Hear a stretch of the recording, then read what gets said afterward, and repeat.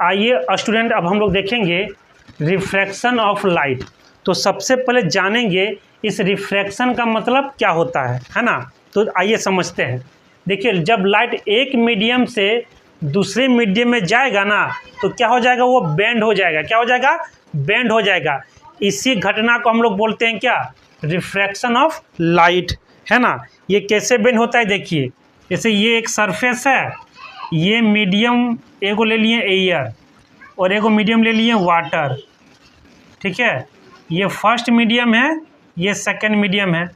Light जैसे यहाँ पर ओब्लिकली पड़ा लाइट, है ना।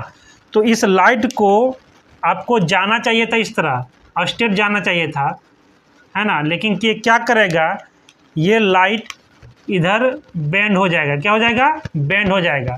इसी घटना को हम लोग क्या बोलते हैं, रिफ्रैक्शन ऑफ लाइट, है ना। तो यहाँ पर तीन चीज़ जानेंगे कि ये मीडियम क्या होता है ना। सेकंड में हम लोग जानेंगे कि ये मुड़ा तो क्यों मुड़ा, वाई। और थर्ड में जानेंगे कि मुड़ेगा तो कैसे मुड़ेगा, हाउ। तो ये तीन चीज़ का क्वेश्चन हम लोग एक एक करके आप क्या करेंगे, इस चीज़ को समझेंगे। अब हम लोग समझेंगे मीडियम के बारे में, ठीक है। तो मीडियम जो होता है ना, दो तरह का मीडियम होता है। एक को बोलते हैं रेयर मीडियम और एक को बोलते हैं डेंसर मीडियम, ठीक है। तो रेयर मीडियम में होता क्या है, लाइट का जो स्पीड होगा ना, वो आपका फास्ट होता है। क्या होता है, फास्ट होता है। तो किस में फास्ट होगा, याद रखिएगा, एयर में और एगो वैक्यूम में और एगो एयर में, ठीक है। तो रेयर मीडियम का समझ में आ गया। इसमें स्पीड ऑफ लाइट क्या होगा, फास्ट होगा, ठीक है।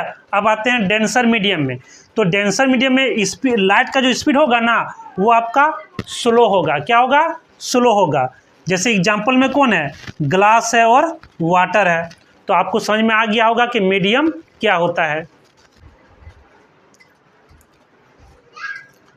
अब हम लोग पढ़ेंगे कि रिफ्रैक्शन जो होता है वो क्यों होता है ना। तो आइए हम लोग क्या करेंगे, एगो डायग्राम बनाएंगे और समझेंगे। तो देखिए, ये एक सरफेस है, इसमें एगो मीडियम लिए हैं आपका एयर और एगो मीडियम लिए हैं ग्लास। तो अभी पढ़ाए हैं कि आपका ये जो है ना, ये आपका रेयर मीडियम है और ये आपका डेंसर मीडियम है।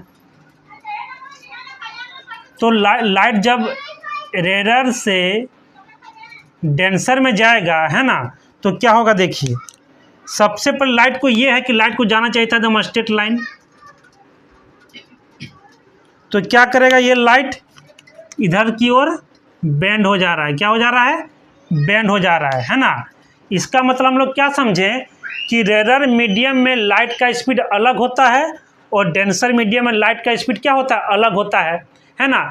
इसी के चलते रिफ्रैक्शन होता है ना।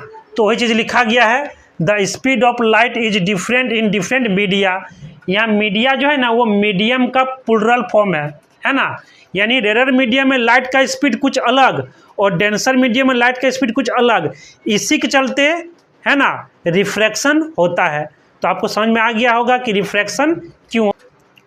अब हम लोग पढ़ेंगे कि लाइट जो बेंड होता है वो कैसे कैसे होता है। तो आइए सबसे पहले हम लोग पढ़ेंगे, जब लाइट रेयर से किधर जाएगा, डेंसर की ओर, तो क्या होगा। तो देखिए, लाइट क्या करेगा, बेंड्स टुवर्ड द नॉर्मल। तो जब लाइट रेयर से डेंसर जाएगा तो नॉर्मल की ओर क्या हो जाएगा, बेंड हो जाएगा। कैसे बेंड होता है, आइए एक डायग्राम से हम लोग क्या करेंगे, इसको समझेंगे। तो देखिए, यहाँ पर ये सरफेस है, ये आपका रेयर मीडियम है, रेयर, और ये आपका डेंसर मीडियम, ठीक है। लाइट ऑब्लिकली पड़ा यहाँ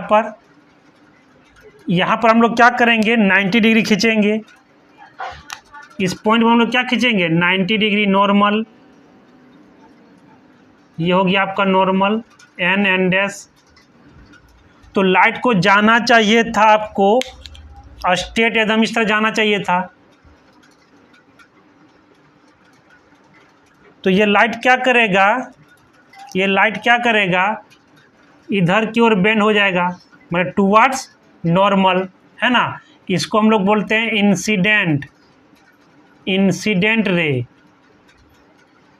इसको पढ़ते हैं रिफ्रैक्टेड रे, इसको पढ़ते हैं नॉर्मल, ठीक है।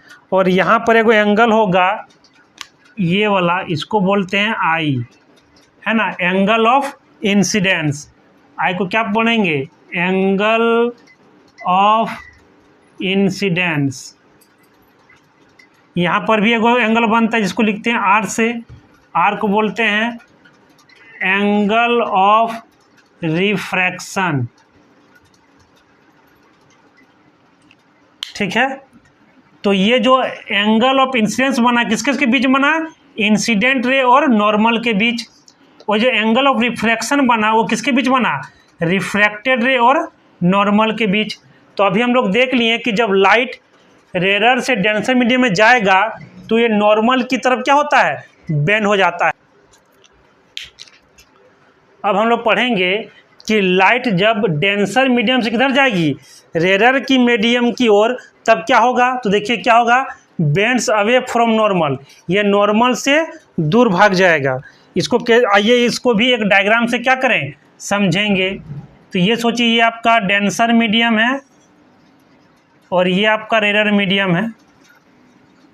तो यहाँ पर लाइट ओब्लिकली पड़ा, यहाँ पर हम लोग क्या करेंगे, एक नॉर्मल खींच देंगे यहाँ पर, ठीक है। लाइट को जाना चाहिए था एकदम स्ट्रेट लाइन, इस तरफ पास होना चाहिए था, है ना। तो ये क्या करेगा, ये नॉर्मल से अवे भाग जाएगा, मतलब नॉर्मल से किधर जाएगा, दूर भाग जाएगा, ठीक है। तो अभी हम लोग सीख लिए कि लाइट जब डेंसर मीडियम से रेयर मीडियम में जाएगी, है ना, तो ये नॉर्मल से दूर हट जाएगी। आइए अब बात करेंगे third case, light falls perpendicularly at the surface of separating two different medium, है ना। तो आइए भी इसको हम लोग फिगर से समझेंगे।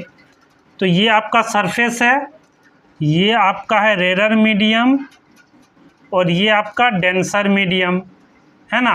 तो ये जो सरफेस है ना, ये दो मीडियम को क्या कर रहा है, अलग अलग कर रहा है। वही लिखा गया है at the surface of separating two different medium. अब यहाँ पर लाइट को क्या करना है, तिरछा नहीं गिराना है, अब लाइट को गिराना है परपेंडिकुलर। क्या गिराना है, परपेंडिकुलर। तो लाइट को क्या किए, परपेंडिकुलर गिराएं।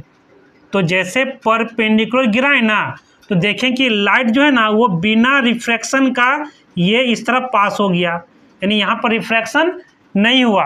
क्यों नहीं हुआ, क्योंकि यहाँ पर इंसिडेंट रे और रिफ्रैक्टेड रे दोनों का जो लाइन है ना इन द सेम पथ है। क्या है, दोनों सेम पथ में है यहाँ पर। इसके चलते यहाँ पर एंगल ऑफ इंसिडेंस और एंगल ऑफ रिफ्रैक्शन ये दोनों कितना डिग्री हो जाता है, 0 डिग्री, है ना। यानी आपको ये याद रखना है कि जब लाइट को तिरछा गिराएंगे मतलब ऑब्लिकली, तभी उसमें रिफ्रैक्शन होगा।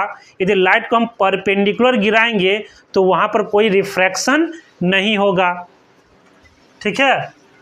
तो ये आपको समझ में आ गया होगा।